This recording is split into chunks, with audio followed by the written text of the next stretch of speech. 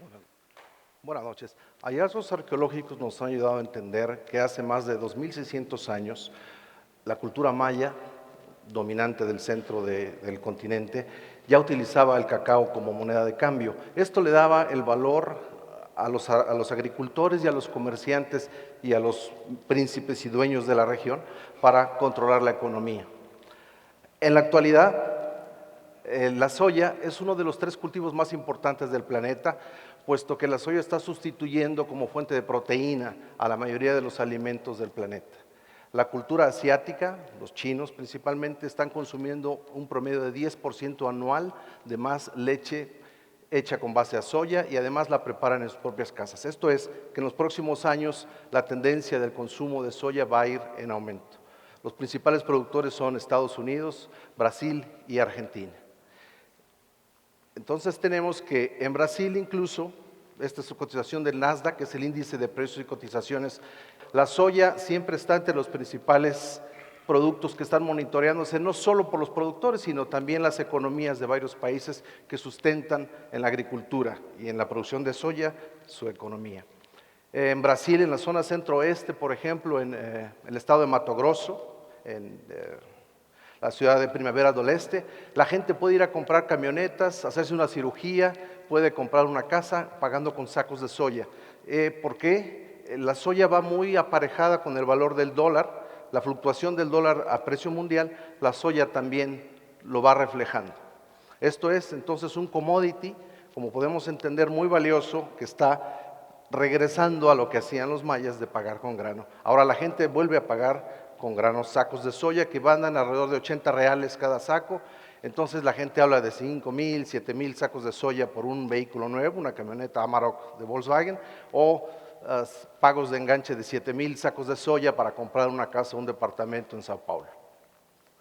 Pero esto está muy sujeto a los cambios de clima. Los efectos de invernadero se llama, que es cuando los rayos del sol ultravioleta penetran en la tierra para darnos la vida prácticamente, con el calor que se aprovecha por las plantas, los animales, los insectos, el agua absorbe y regresa algo del calor, porque no ocupamos todo el calor que nos llega del sol. Al regresarse algo del calor, sale hacia la atmósfera y después el sol nos vuelve a enviar al siguiente día más calor. Sin embargo, debido a varias causas de contaminación, culpa del ser humano, hemos estado deteniendo el regreso de los rayos del sol y esto ha ocasionado que en los últimos 10 años haya 2 grados de temperatura más alta normal de lo que estaba anteriormente. Entonces son medidas que nos están cohibiendo el desarrollo natural de las cosas. El fenómeno climatológico del Niño y la Niña, que son los vientos alisios de Indonesia y Australia que vienen hacia las costas del Perú, de Sudamérica. El nombre del Niño es debido a que los pescadores peruanos se dieron cuenta que en la época de diciembre muchos peces estaban muriendo y esto ocurre cada 3 o 7 años. Entonces, al tener esa afectación, ellos, y era en diciembre, justo antes de la Navidad, le llaman al fenómeno el Niño. El reverso, el fenómeno de la Niña, es que vienen corrientes frías a juntarse con frío y no provocan humedad, no hay humes, no hay condensación, entonces no hay lluvias y es cuando tenemos sequías en todo el hemisferio, desde México a Sudamérica. Esta fotografía ilustra mucho también una situación de la agronomía a nivel mundial, pero particularmente en México, donde tenemos regiones de sequías en el centro del país y el noroeste, que son las zonas también de mayor producción, pero cuando hay sequía tenemos problemas de estiaje, tenemos problemas de pastoreo y también reflejado en esta fotografía es que la edad promedio del agricultor va en ascenso. Ahorita estamos hablando que la mayoría de los propietarios de granjas, negocios agrícolas son arriba de 50 años, el promedio es 52 años. En Estados Unidos el promedio del agricultor propietario es de 56 años de edad. Esto es, está envejeciendo y con la migración hacia las ciudades nos estamos quedando cada vez con menos mano de obra joven, especialmente en los puestos directivos de la agricultura. Y otra cosa que refleja esta fotografía es la falta de tecnología. Aquí podemos apreciar que no hay sistema de riego, no hay ni siquiera un sistema de riego rodado, sino estamos utilizando temporal. Y esto también ha hecho que estemos en desventaja con países avanzados, tecnificados, que utilizan sistemas donde manejan el agua más eficientemente. México es líder productor de algunos productos que voy a mencionar, En el invierno principalmente, que se exportan hacia Estados Unidos, Canadá y el Oriente Medio también. Producimos hortalizas en todo el país, todo el año prácticamente. Entonces, la tecnología de avanzada que se usa en México para los invernaderos o los sistemas de riego presurizado, donde hay un mejor manejo del agua, nos ha permitido que México sea líder mundial indiscutible en producción de tomate de invernadero y producción de tomate de invierno. Esto es, México produce alrededor de, son 2,5 millones de toneladas de tomate rojo, que equivalen a alrededor de 20,000 millones de pesos. Y esto es lo que nosotros, el país recibe por esas divisas de exportación. Aparte es lo que se produce y consume localmente. México también es líder productor en cerveza. Desafortunadamente la mayoría de la malta que se utiliza viene de Francia para la producción de cerveza, pero México es el país número 1 exportador de cerveza. Aquí en México producimos 700,000 toneladas, se requieren 1,5 millones de toneladas para mantenernos líderes. El otro producto líder también es el tequila. El tequila, que se produce principalmente en el estado de Jalisco y Guanajuato, es producto líder de exportación mundial y requiere de menos mano de obra, y también ahí las empresas que están controlando ese mercado son empresas transnacionales. Y también tenemos liderazgo en limones, en papaya, en mango, en espárragos. Ahí variamos entre primero y segundo lugar mundial en la producción. Pero toda esta producción agrícola en México, tecnificada, ahora se ha convertido en la principal fuente de divisas del país. Ya este primer trimestre de 2016, México exportó más o recibió más dinero en divisas de la producción agrícola que la producción petrolera incluso.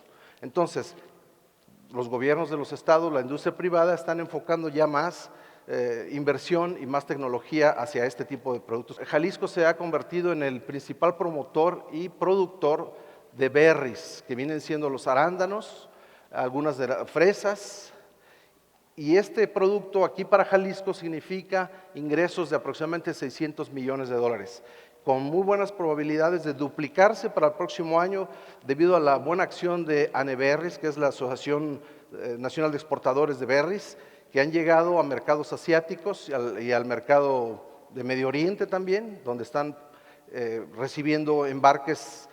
Mientras estamos hablando ya están enviándose aquí de Jalisco cada vez contenedores en avión para surtir este tipo de productos a esos mercados.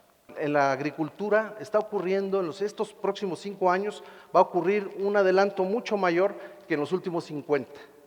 Estamos utilizando ya la tecnología de drones, tecnología de análisis de datos para el manejo del agua, para la selección de semillas. Se está utilizando lo más avanzado en tecnología cibernética aplicado a la agricultura. ¿Por qué? Porque la responsabilidad que tienen los agricultores o los gobiernos también de producir alimentos para mantener la paz en los sectores es prioritario.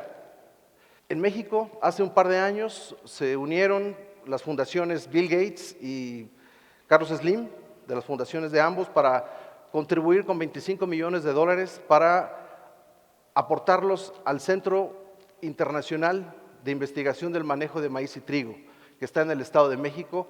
Es un complejo de laboratorios e invernaderos donde se maneja lo más avanzado en el genoma del maíz y del trigo.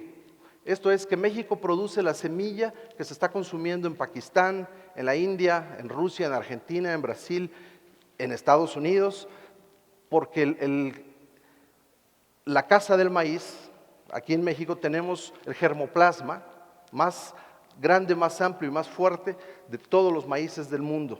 Y estos señores, como les digo, contribuyeron para un laboratorio que es el más avanzado de todo el planeta en la investigación de maíces y trigos. El trigo es la semilla de mayor consumo en el mundo, el más responsable junto con el arroz. Son los 2 granos que son los que dan mayor alimento a la población mundial. Entonces, si nosotros tenemos un buen manejo de esas semillas aquí en la casa, en México, y lo mismo ocurre con hortalizas como vimos con el tomate, aunque esas semillas la mayoría son importadas, tenemos una gran ventaja. México está apuntalado para poder triunfar, continuar triunfando en mercados adicionales, y esto se puede lograr mediante el cambio de los hábitos desde uno mismo en la casa. El cultivo de plantas macetas, como hemos tenido tradicionalmente en las familias mexicanas, ahora ya la gente está cultivando, o es recomendable cultivar tomates, chiles y otras cosas que podemos tener en la casa. Y ese es el tipo de cambio que necesitamos como sociedad para que los técnicos que están más adelantados sigan avanzando en las necesidades que estamos planteando.